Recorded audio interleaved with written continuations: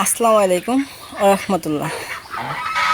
তো আল্লাহর রহমতে আপনাদের দোয়ায় আলহামদুলিল্লাহ আমি অনেক ভালো আছি। তো আশা করি আপনারা অনেক ভালো আছেন।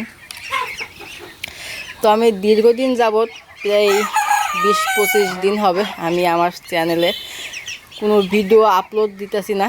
তো দিচ্ছি না, এর কারণ হলো যে আমার ফোনটা নষ্ট হয়ে যাওয়ার পরে আমার মন মানসিকতা নষ্ট হয়ে যায়।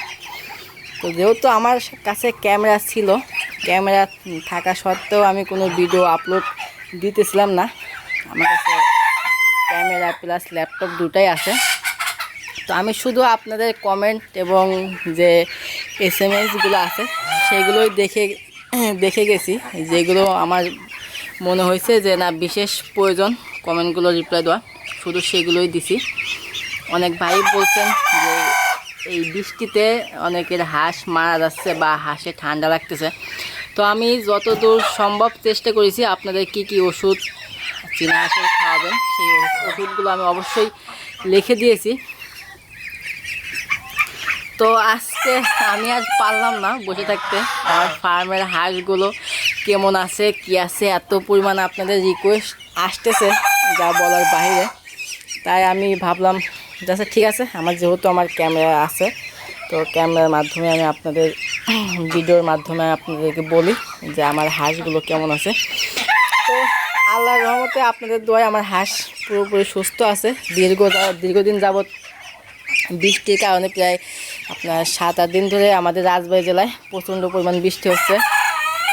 আপনারা কোন কোন জেলা থেকে দেখতেছেন অবশ্যই জানাবেন, এবং আপনাদের জেলার অবস্থা কি, বৃষ্টি কি খুব পরিমাণ বেশি কিনা। আমাদের এখানে তো প্রচণ্ড পরিমাণ বৃষ্টি হয়, রাতে দিনেও হয়, এইমাত্র বৃষ্টি হয়েছে। তো এখন একটু রোদ বেরোইছে।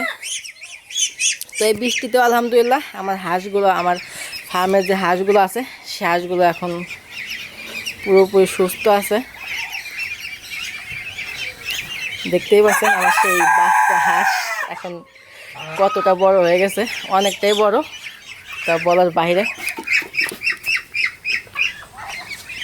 তো যেটা বলতে চাচ্ছিলাম সেটা হলো এই বৃষ্টির ভিতরে আপনারা যতদূর সম্ভব চেষ্টা করবেন হাঁসগুলো ফার্মের ভিতরে রাখার জন্য, বাইরে দিবেন না। কারণ হাঁস বৃষ্টিতে ভিজলেই ঠান্ডা লেগে যাবে, আর ঠান্ডা লাগলে তো যতই ওষুধ খাওয়ান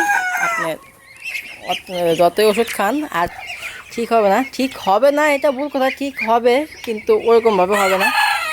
আমি প্রতিটা ভিডিওতেই আমি আপনাদেরকে বলছি যে হাঁস সুস্থ রাখার মেন কারণ হলো আপনার ফার্মের ভিতরের পরিষ্কার পরিচ্ছন্নতা। যত পরিষ্কার পরিচ্ছন্নতা রাখবেন হাঁস ততটাই সুস্থ থাকবে এবং রোগ জীবাণু থেকে মুক্ত থাকবে।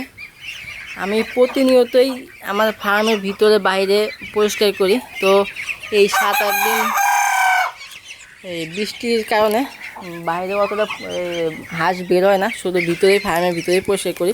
কালকেও পরিষ্কার করে আপনার কাঠের গুঁড়া দিছি, দেখতেই পাচ্ছেন ভিতরে। আর ওই সাইডে হচ্ছে আমার সেই ফার্মি মুরগিগুলো খাবার দেওয়া হয় না এখনও, খাবার দেব, শুধু হাঁসগুলোরই খাবার দেওয়া হয়েছে। এখন হচ্ছে দুপুর টাইম, 2টা-2:30 বাজে।